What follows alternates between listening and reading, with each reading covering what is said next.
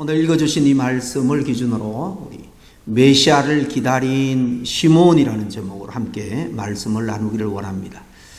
현대 사회 심리학자인 에릭 프롬은 우리 인간을 가리켜서 희망의 존재다, 희망의 사람이다, 즉 위를 바라보고 미래를 바라보며 사는 자다, 그렇게 우리 인간에 대해서 정의를 내렸습니다. 그렇듯이 우리 인간들은 하나같이 희망과 꿈을 안고 꿈을 이루기 위해서 인내하며 기다립니다. 그 과정에 현실적인 고통과 어려움이 있을지라도 인내하면서 잘 극복하면서 이렇게 좋은 날을 꿈꾸며 살아가는 존재가 바로 짐승과 다른 우리 인간입니다. 윌리엄 말스톤이라는 심리학자는 한 3,000명을 대상으로 많은 사람들의 사는 삶의 목적이 어디 있는가 조사를 했습니다. 94%가 삶의 목적을 미래에 두고 기다리는 데 있었다라는 것을 발견하게 됩니다.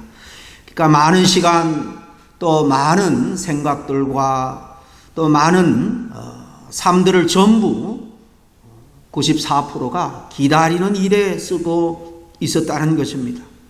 어떤 사람은 자녀가 대학만 졸업하면 이제 자녀 뒷바라지로부터 해방될 것이다. 그래서 졸업 날짜만을 기다리며 뒷바라지합니다. 그러나 또 졸업하면 어떻습니까? 또 좋은 짝을 만나기를 기도하며 기다립니다. 결혼하고 나면 이제 손주가 생기기를 기다리고, 또 그 손주가 커서 지금 100세 시대가 되었으니까요, 손주들이 시집 장가까지 가는 것을 보고 죽었으면 하면서 또 기다린다고 합니다. 인생이 이렇게 많은 부분을 기다리는데 사실 쏟아붓는다는 거죠. 처럼 우리 인생을 한마디로 말하면 기다림의 연속이다, 그렇게 말할 수도 있을 것 같아요. 더 좋은 날, 더 행복한 날들을 다 기다리며 살아갑니다. 약혼한 처녀가 결혼식 날을 기다리고 병상에 누워있는 환자가 이제 곧 완치되어서 퇴원할 그 날을 기다리는 것 같습니다. 이처럼 기다림에는 설렘이 있고 정말 기다린다는 자체가 귀한 소망이 되는 것입니다. 우리 일상생활을 위해서 달력을 사용하지만은 우리 기독교는 신앙생활을 돕기 위해서 교회력을 만들어 지키도록 합니다. 교회력은 예수 그리스도의 탄생과 그리고 그의 생애, 죽음, 부활, 성천, 그리고 그 이후에 임한 성령의 강림 등으로 그렇게 순서가 되어 있습니다. 그런데 교회력의 시작은 바로 이 대강절로부터 시작을 합니다. 주님이 오신 것을, 초림을 기다리는 그 4주간 이 대강절 혹은 대림절로 교회력을 시작하는 것은 참 우리에게 시사하는 바가 크다고 생각합니다. 고대 기독교인들은 이 대강절을 한 4세기 전부터 지켰던 그런 흔적들을 기독교 역사를 통해서 우리가 확인할 수 있는데요. 모든 신자들이 이 대강절 기간에는 한두 번 이상 다 금식도 하고 또 자주 교회 공동체로 모여서 예배를 드리면서 주님 오심을 함께 기도 가운데 기다렸다는 것입니다. 중대한 사건이나 기대되는 즐거운 그런 일을 우리가 기다리면서 준비한다는 것은 지극히 당연한 일일 겁니다. 그래서 의미 있는 가족, 가장들이나 생일 같은 축하하는 날, 아이들의 졸업식, 결혼식을 준비하면서 다들 기다리게 됩니다. 우리를 구원하기 위해서 인간의 몸을 입고 오신 예수님을 어찌 우리가 고대하는 마음 없이, 준비 없이 그렇게 기다리면서 맞이할 수 있겠습니까? 대강절의 핵심은 바로 2000년 전에 이미 성취됐기는 했지만은 하나님께서 우리 인간의 몸을 입고 세상에 오신 그 초림, 첫 그 약속을 우리가 기다리는 그런 절기입니다. 오늘 읽은 말씀 본문은 예수님이 메시아로 오신 초림을 기다린 시몬의 삶을 우리에게 잘 소개를 해주고 있습니다. 2000년 전에 메시아를 기다린 이 시몬의 삶, 그 자세를 통해서 우리에게 여전히 약속된 주님의 그 재림을, 다시 오심을 어떻게 기다리면서 살아갈 수 있을까 하는 부분에 대해서 우리가 함께 생각하고 또 은혜 받는 시간이 되기를 바랍니다. 첫 번째로 오늘 나오는 이 시몬이 예수님의 그 오심, 초림에 대한 약속을 믿고 인내하며 기다렸듯이 재림을 기다리는 우리도 예수님의 재림을 확실하게 믿고 기다리며 살아야 할 줄로 믿습니다. 오늘 말씀에 시몬에 대해서 어떻게 소개를 합니까? 25절에 보니까 예루살렘에 시몬이라 하는 사람이 있으니 이 사람은 의롭고 경건하여 이스라엘의 위로를 기다리는 자라. 성령이 그 위에 계시더라 그랬습니다. 이 짧은 말씀 한 구절에 이 시몬에 대해서 한 4가지로 소개하고 있는 것을 볼 수 있습니다. 그는 의롭고 그랬습니다. 의로운 사람이라는 것입니다. 경건한 사람임을 알 수 있고, 세 번째는 이스라엘의 위로를 기다리는 사람이라 하는 것을 알 수 있습니다. 마지막으로 성령이 그 위에 계시더라. 성령이 그 위에 있는 사람입니다. 오늘 이 소개 가운데 특별히 이스라엘의 위로를 기다리는 사람이라는 말에 좀 먼저 초점을 맞추어 생각해 보기를 원합니다. 이스라엘의 위로가 무엇이겠습니까? 구약 역사를 통해서 우리가 볼 때 수많은 열방의 채찍 또 자연의 그런 환란의 채찍들을 맞으면서 이스라엘은 하나님의 구원을 기다렸습니다. 그들에게 진정한 위로는 바로 하나님의 구원입니다. 이 구원은 궁극적으로 메시아가 오심으로 말미암아 성취되는 구원을 의미합니다. 그래서 유대 랍비들은 오늘도 메시아를 아직 오지 않은 그들에게 있어서는 메시아를 기다리면서 그가 오면 우리에게 정말 위로자가 될 거다. 위로자 메시아라고 그들은 가르치고 있는 것입니다. 이 말은 시몬은 메시아를 기다리는 사람이었다 하는 것을 잘 알 수 있습니다. 이방 세력 압제 가운데서 메시아를 기다리고 대망하던 이스라엘 백성들에게 메시아 탄생은 정말 민족적인 그들의 소망이 성취되는 날이요, 말로 다 할 수 없는 위로가 되는 날일 것입니다. 그래서 유대인들은 매일 이스라엘의 위로를 보게 해달라 기도했습니다. 2000년 전에 이스라엘의 위로자로 예수님이 오셨지만 아직도 그들은 여전히 영적인 눈이 가려져서 오실 메시아를 기다리고 있습니다.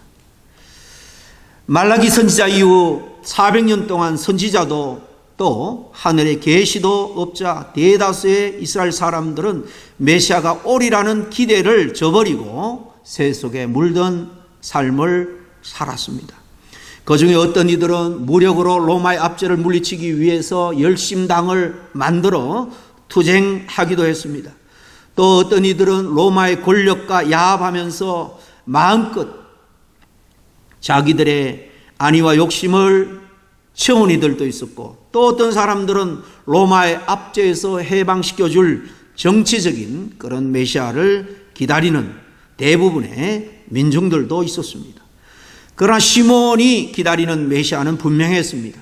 오늘 읽은 30절, 31절 말씀을 보면 그가 기다리는 메시아는 바로 이 인류 전체 만민의 구원자로 오실 것이라는 것을 그는 알았습니다. 내 눈이 주의 구원을 보았사오니 이는 만민 앞에 예배하신 것이요, 만민의 구원을 위해서 오신 아기 예수님을 그가 보고 감격해서 노래한 것입니다. 어떻게 그는 메시아를 기다렸을까요? 그 답이 26절에 나와 있습니다. 그가 주의 그리스도, 즉 메시아죠. 그 메시아를 보기 전에는 죽지 아니하리라 하는 성령의 지시를 받았다니, 그렇게 기록하고 있습니다. 이처럼 그는 아주 특별한 삶을 살았습니다. 성령님이 죽기 전에 당신은 반드시 메시아를 보게 될 것이다 라는 놀라운 약속을 받았고, 그 약속을 믿음 가운데 고대할 때에 드디어 약속의 성취, 인간의 몸을 입고 오신 하나님 아기 예수를 누구보다도 먼저 영접하게 된 것입니다. 이 시대를 살아가는 우리들에게도 예수님은 반드시 내가 다시 오겠다, 재림할 것이다 라고 약속해 주고 있습니다. 우리가 성령 충만하여 살아간다는 것은 그 무엇보다도 바로 이렇게 다시 오실 예수님을 흔들림 없이 믿는 것입니다. 롯의 사위처럼 소돔과 고모라가 멸망한다고 할 때에 농담으로 여기는 것이 아닙니다. 노아 시대 사람처럼 믿지 않고 쾌락을 즐기면서 조롱하고 살아가는 그런 사람이 아닙니다.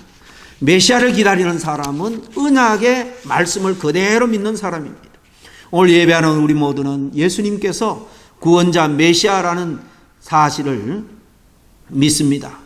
그리고 예수님은 반드시 다시 오신다라는 사실, 재림하실 예수님을 믿고 기다리는 사람입니다. 그래서 우리는 오늘도 주님께서 특별히 구별한 이날 함께 모여서 마음을 드리고 또 시간과 정성을 들여서 예배하고 있는 것입니다. 그럼 시몬은 무엇에 근거해서 이렇게 믿고 기다렸을까요? 바로 성경에서 약속한 그 말씀에 근거해서 그는 믿고 기다린 것입니다. 성령이 감동케 한 하나님의 말씀을 믿음으로 기다리다가 드디어 예수님을 만난 거예요. 이렇게 하나님의 약속의 말씀은 반드시 성취된다는 사실입니다. 구약에 보면 아브라함에게 하나님께서 아들을 약속하시고 25년 만에 성취시켜 주신 것을 우리가 잘 압니다. 그리고 노아에게 홍수를 이야기할 때에 결국 120년 만에 성취된 것도 우리가 압니다. 애굽의 포로에서 430년 만에, 바벨론 포로에서 70년 만에 해방시켜 주시겠다 하는 약속대로 이스라엘 백성들은 하나님께서 약속하신 그대로 이루신 것을 그들은 친히 경험한 사람들입니다. 예수님의 재림의 약속도 이처럼 반드시 성취됩니다. 예수님이 성천하실 때 하나님은 우리에게 분명하게 말씀을 해주고 있습니다. 사도행전 1장 10절 11절 말씀입니다. 갈릴리 사람들아 어찌하여 서서 하늘을 쳐다보느냐? 너희 가운데서 하늘로 올리오신 이 예수는 바로 하늘로 가심을 본 그대로 오실 것이다 라고 말씀합니다. 여러분, 이것을 믿는 줄로 압니다. 주님의 날이 또 밤에 도적같이 이른다고 바울은 데살로니가전서 말하기도 합니다. 주님은 반드시 오십니다. 영적인 긴장을 늦추지 말고 도적이 언제 올지 모르는 것처럼 주님께서 언제 오신다 할지라도 맞을 준비를 잘하고 경각심을 가지고 살라는 것입니다. 예수님의 재림은 바로 약속하신 그대로 미래에 반드시 성취될 겁니다. 신약 구약 통틀어서 주님에 대한 말씀은 수업도 없이 많이 기록이 되어 있습니다. 성경을 마감하면서도 오늘 마라나타 주 예수여 오시옵소서 우리가 찬양했습니다마는 마지막 22장 22절에 20절에 이것들을 전가하신 이가 가라사대 내가 진실로 속히 오리라 하시거라. 아멘. 주 예수여 오시옵소서라고 말씀하고 있습니다. 여러분, 성경은 주님이 다시 오신다는 것을 분명히 전제하면서 믿음의 사람들이 그것을 고대하는 것으로 소망하는 것으로 맺고 있습니다. 우리는 예수님이 언젠가 다시 오신다는 사실을 확실하고 기대와 그리고 소망을 가지고 우리가 살아가야 할 줄로 믿습니다. 두 번째로 시몬이 메시아를 기다리면서 성령의 사람으로 의롭고 경건하게 산 것처럼 다시 오실 주님을 기다리는 저희들도 늘 성령 충만하여 똑같이 의롭고 경건한 삶을 살아야 할 줄로 믿습니다. 25절 말씀을 우리가 재차 봤습니다마는 시몬은 의롭고 경건한 삶을 산 분이에요. 이게 의롭고 경건한 그렇게 표현할 때 의롭다는 것은 먼저 헬라어로 하나님과 또 공동체 안에서 세운 법을 준수하는 정직한 그런 의미를 담고 있습니다. 시몬이 이렇게 살아가면서 이웃들에게도 공의와 의를 잘 실천하며 산 사람이라는 것을 알 수 있습니다. 2000년 전에 예수님께서 초림하실 때 로마의 압제하에서 사람들은 저만 잘 살면 그만이다 그렇게 생각하고 온갖 부정부패를 일삼고 불의와 짝하면서 살았던 것을 우리는 봅니다. 요즘도 그렇지만은 아주 이기적이고 하나님 없는 개인적인 그런 시대에는 말씀이 무슨 밥을 먹여주냐 그렇게 말하면서 양심도 또 마지막 윤리도 없이 살아갑니다. 자기 편한 대로 자기 이익에만 부합이 되면 떳떳하게 살아가는 시대가 바로 하나님을 인정하지 않는 그런 시대입니다. 그런 시대적인 상황 속에서 시몬은 하나님의 말씀을 잘 지키며 의로운 삶을 살았습니다. 뿐만 아니라 또 오늘 이 말씀에 보면 경건했다 그랬습니다. 의로울 뿐만 아니라 경건한 삶을 살았습니다. 여기서 경건하다는 것은 신앙적인 의무에 투철하고 헌신된 그런 뜻을 가지고 있습니다. 하나님께 대해서 늘 주의하고 신중하고 두려워하며 하나님의 말씀을 잘 따랐다는 것입니다. 예배에 승리하고 또 물질에 미혹되지 않고 또 하나님께 받은 은혜를 생각하며 헌금 생활도 잘하고 늘 사랑과 긍휼을 이웃에게 베푸는 삶을 살았다는 거예요. 하나님을 늘 의식하고 살았다는 것입니다. 이것을 라틴어로는 코람데오, 바로 하나님 앞에서 의식을 갖고 사는 어전의식, 신전의식이다라고 말합니다. 제가 나온 신학교의 모토가 바로 코람데오입니다. 하나님의 일꾼으로 평생 사역할 때 늘 하나님께서 함께함을 한순간도 잊지 말고 두려움과 떨림으로 그 일을 완수해라, 그런 의미입니다. 목회자만 그렇습니까? 우리가 다시 오실 주님을 정말 대망하면서 놓치지 않고 어리석은 다섯 처녀가 아니라 지혜로운 다섯 처녀처럼 신랑 되신 예수님을 성공적으로 맞이하기 위해서는 매 순간순간 우리는 이런 의식, 하나님을 늘 의식하며 살아가는 그런 어전의식으로 살아야 될 줄로 믿습니다. 당시 말라기 선지자 이후 400년 동안 하나님의 계시도 없었고 선지자도 없을 때였습니다. 그 결과로 종교 지도자들은 하나님의 율법을 자기 마음대로 해석을 하고 자기에게 유익한 대로 이용을 했습니다. 입술로만 하나님을 사랑한다고 하고 말로만 가르쳤습니다. 그러나 그는 하나님을 두려워하여 불의를 멀리하고 범사에 주님을 따라 생활했습니다. 재림을 기다리는 우리도 마찬가지입니다. 이 땅이 전부라고 생각하며 노아 시대 사람들처럼 그렇게 방만하게 하나님 없는 삶을 살아서는 안 됩니다. 소돔과 고모라 시대 사람들처럼 온갖 추악한 죄악들을 마음껏 그렇게 탐심하며 탐욕을 부리며 살아서는 안 됩니다.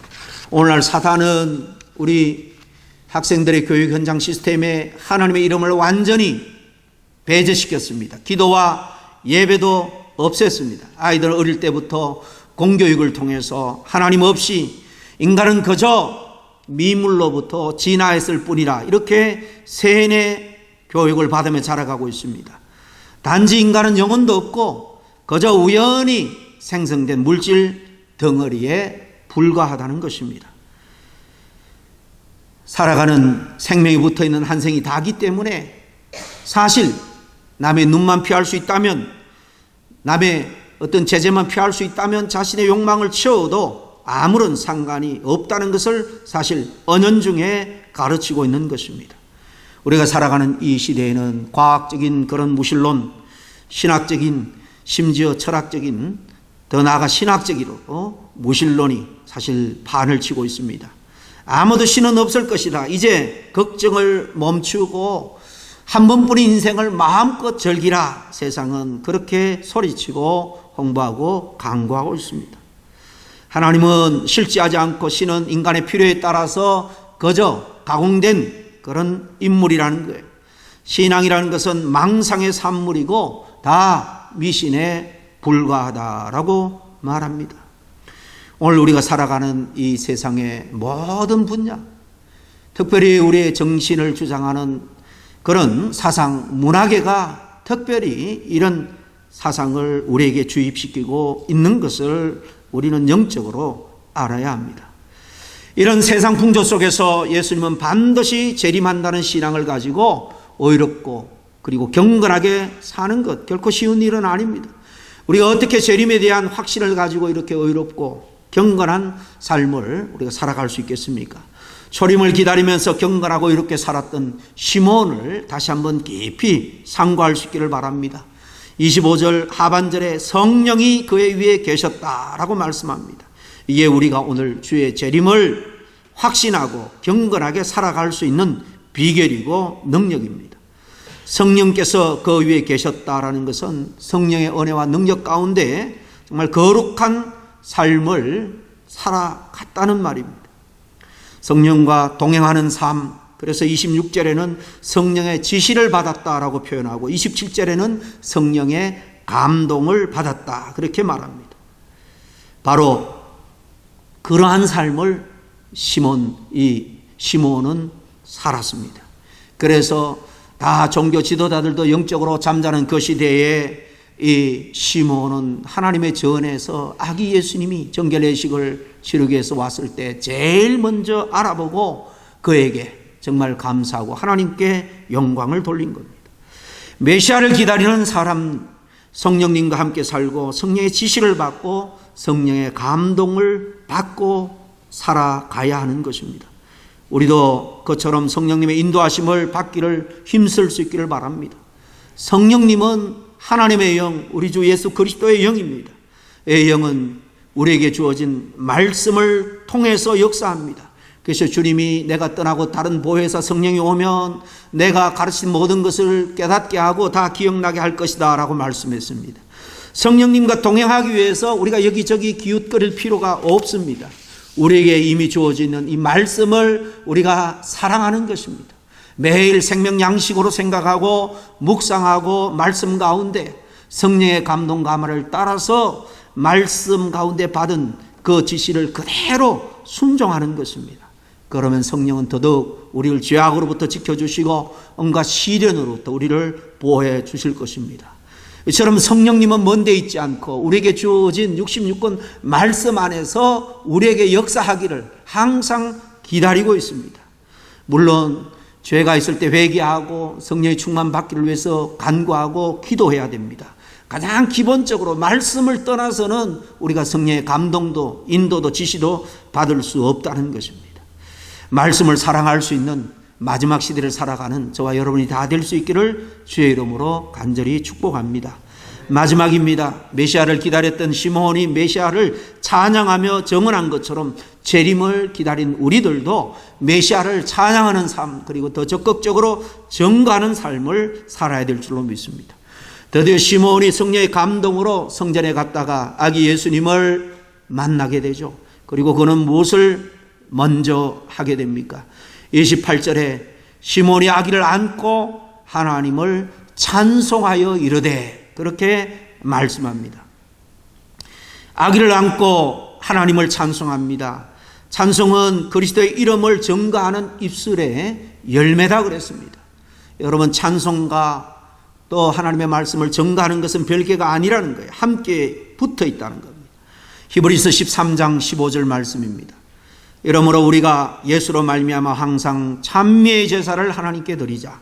이는 그 이름을 증거하는 입술의 열매니라. 찬미의 제사, 찬양의 삶은 그 이름을 증거하는 삶, 바로 그 열매라는 것이죠. 본문 오늘 29절부터 32절까지가 이 시몬의 찬양이고 노래고 증거입니다. 그래서 신학자들은 시몬의 고별 노래다, 그렇게 이름을 특별히 붙인 내용입니다.